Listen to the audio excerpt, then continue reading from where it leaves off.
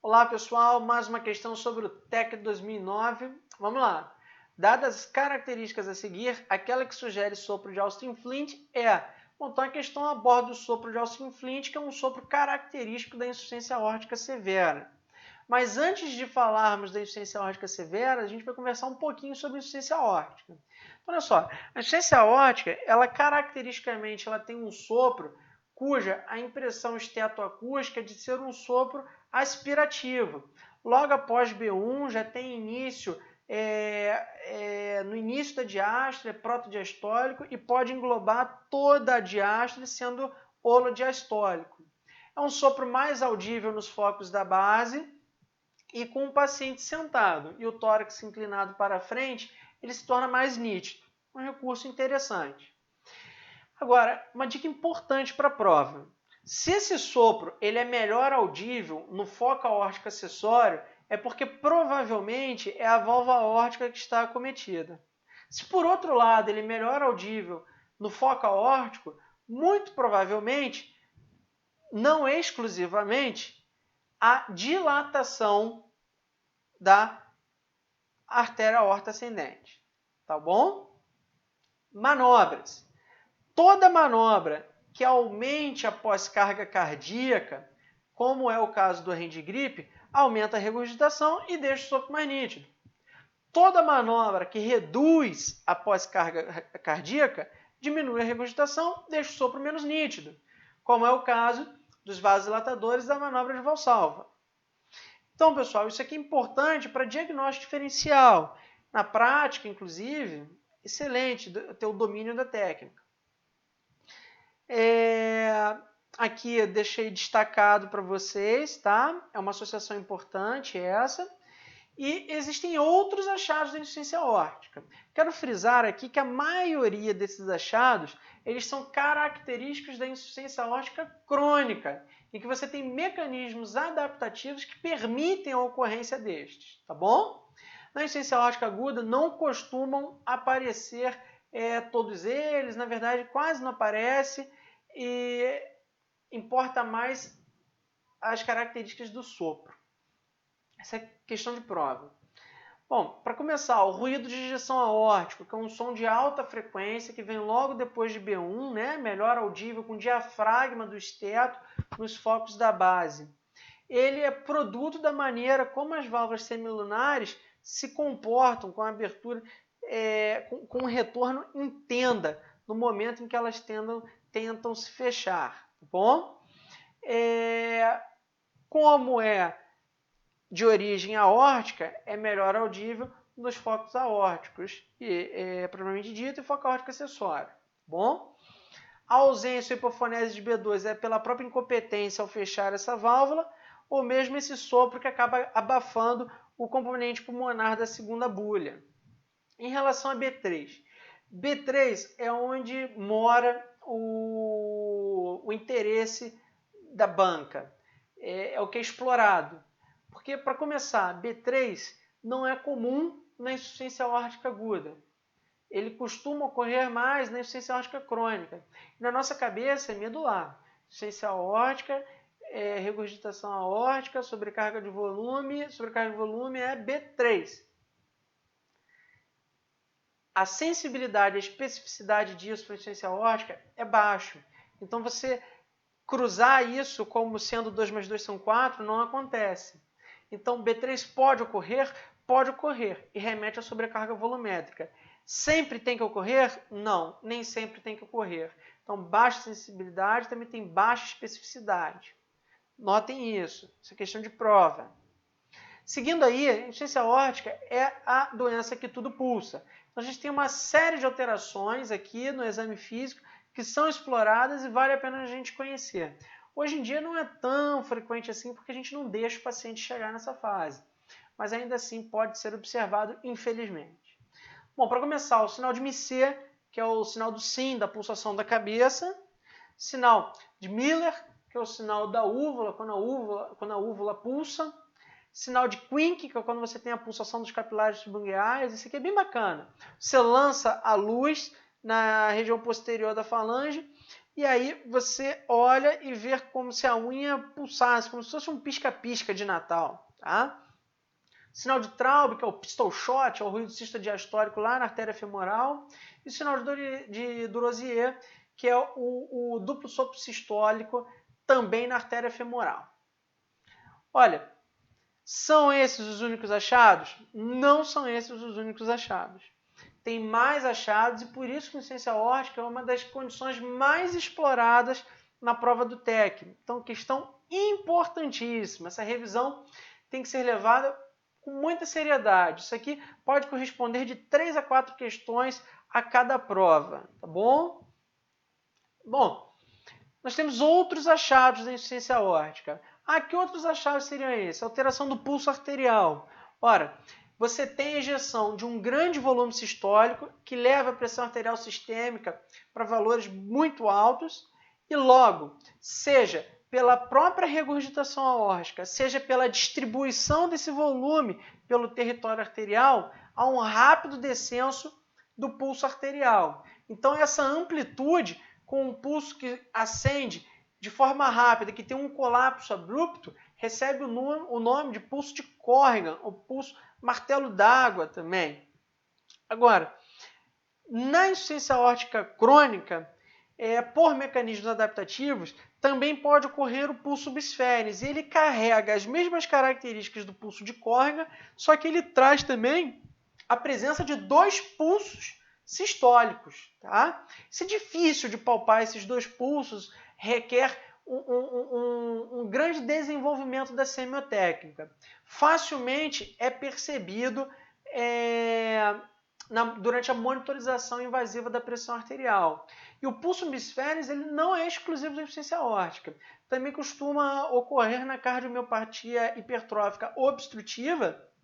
Isso é muito abordado em prova, tá?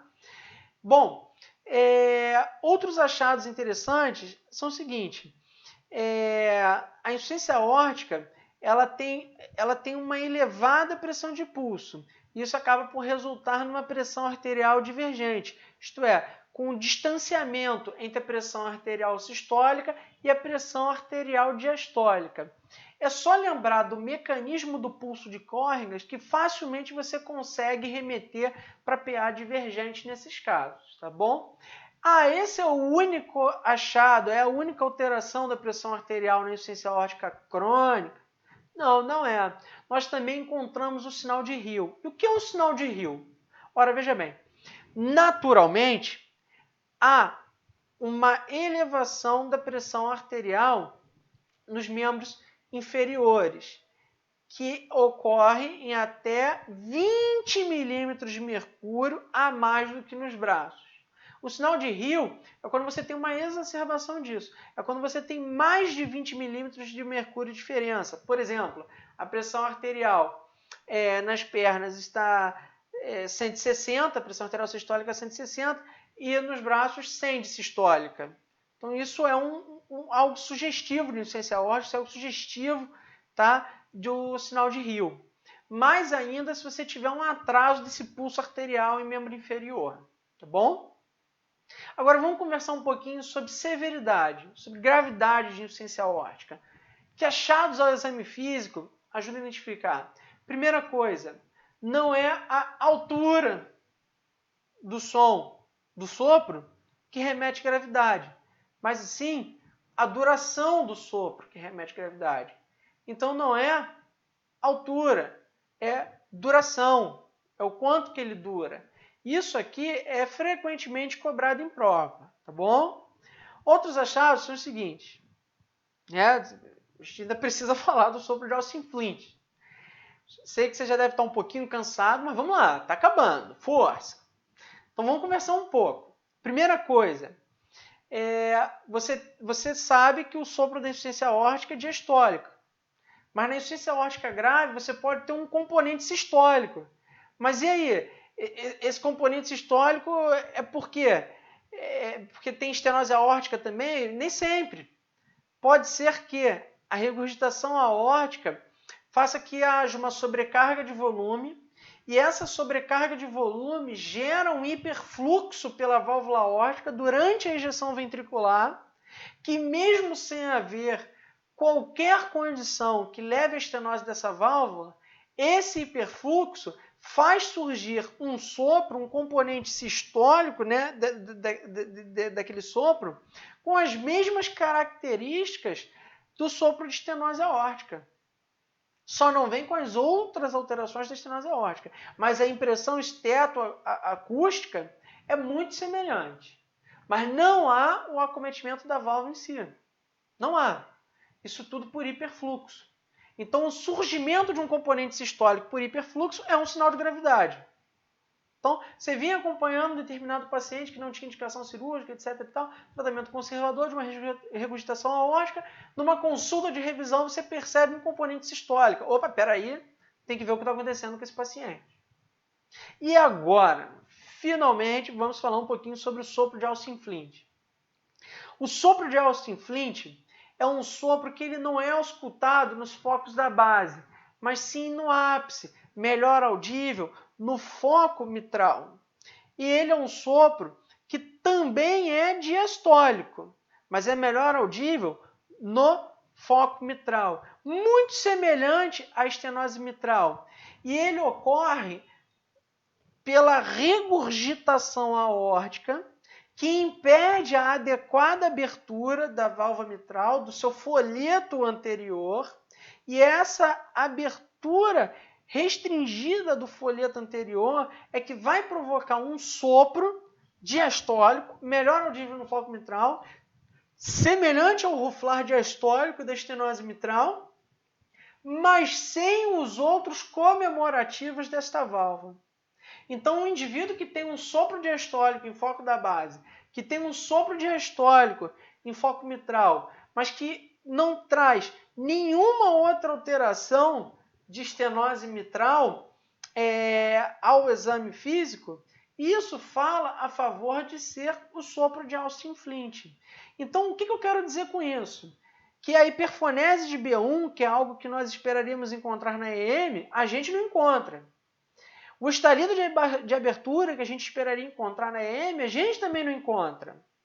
Isso aqui é que sugere o sopro de Austin Flint. É aquele paciente que tem um sopro aspirativo em focos da base, diastólico, e que tem um sopro diastólico no foco mitral, que tem um ruflar diastólico no foco mitral, mas que não tem hiperfonese de B1, que não tem estalido de abertura, ou seja, um sopro incompleto, por assim dizer, da estenose mitral.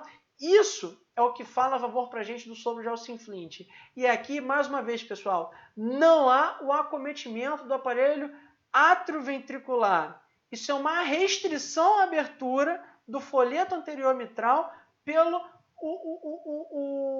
regurgitação aórtica, pelo jato regurgitante.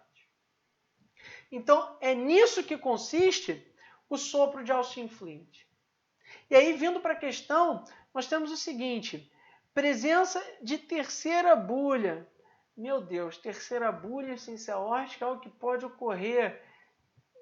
Marco essa. Deixa de lado. Uma opção B. Primeira bulha hiperfonética. Ora, pessoal, não há acometimento do aparelho atrioventricular mitral. Aqui, na verdade, é uma restrição à abertura do folheto anterior mitral. Tá? Isso provoca aquele ruflar diastólico ali. Mas a válvula mitral não está doente. Tá? Então, não tem primeira bulha hiperfonética. Presença de estenose aórtica? Não. Isso é uma coisa que até pode acontecer, mas o sopro de Austin Flint não depende de estenose aórtica. Tá bom?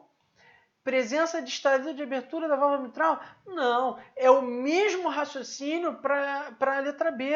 Você não tem doença da válvula mitral. Esse sopro é pura e simplesmente pelo jato regurgitante aórtico que impede a abertura do folheto mitral anterior. E a opção E? Acentuação do sopro atrioventricular com exercício isométrico. Pessoal, exercício isométrico, manobra isométrica, hand grip, você eleva a pós-carga. Se você eleva a pós-carga, você aumenta o jato regurgitante. Então você pode ouvir melhor o sopro da insuficiência aórtica, ele fica mais nítido, ele fica mais audível. E se você aumenta esse jato, ele impede ainda mais o deslocamento do folheto anterior mitral e acaba por tornar mais nítido, sim, o ruflar diastólico. Então, sim, ocorre a acentuação do sopro. E aí eu não tenho dúvidas de marcar a opção E como a opção correta. E a presença da terceira bulha foi aquilo que eu falei. Isso aqui é extremamente frequente em prova. Não é comum, é incomum, né, que a gente encontre isso aqui para insuficiência aórtica aguda. E no caso da insuficiência aórtica crônica, tem uma baixa sensibilidade e especificidade. Então, pessoal, não é o caso. Não é o caso. É por isso que aqui nós vamos ficar com a opção E. Eu deixei aqui bem produzido direitinho o porquê de não ser cada opção, para deixar bem detalhado para a gente. E essa aqui é uma questão que a gente pode considerar como difícil, porque ele cobra o extremo do sopro e joga para a gente aqui o B3, que é algo para gerar dúvida nessas questões mesmo de AO. Na dúvida, na hora da prova do TEC, o jeito é manter a calma, nunca marcar uma opção de primeira e sempre ler todas as alternativas. A prova do TEC, pessoal, é uma prova longa, são 120 questões. Então é uma prova que te cansa e às vezes a gente perde uma questão por desatenção, a ansiedade de resolver logo uma questão, enfim. Você vai, pô, terceira bulha, marca de primeira. Então não, olha, muita calma, respira, toma uma água, leia com atenção o enunciado, mas leia também com atenção as opções. Porque quando a gente para, algo que é possível não é o melhor para ser marcado. Existe algo melhor, existe algo mais adequado. Então é uma prova que também trabalha a nossa capacidade de raciocínio nisso. É uma prova inteligente. Pessoal, força nos estudos, boa sorte e até a próxima questão.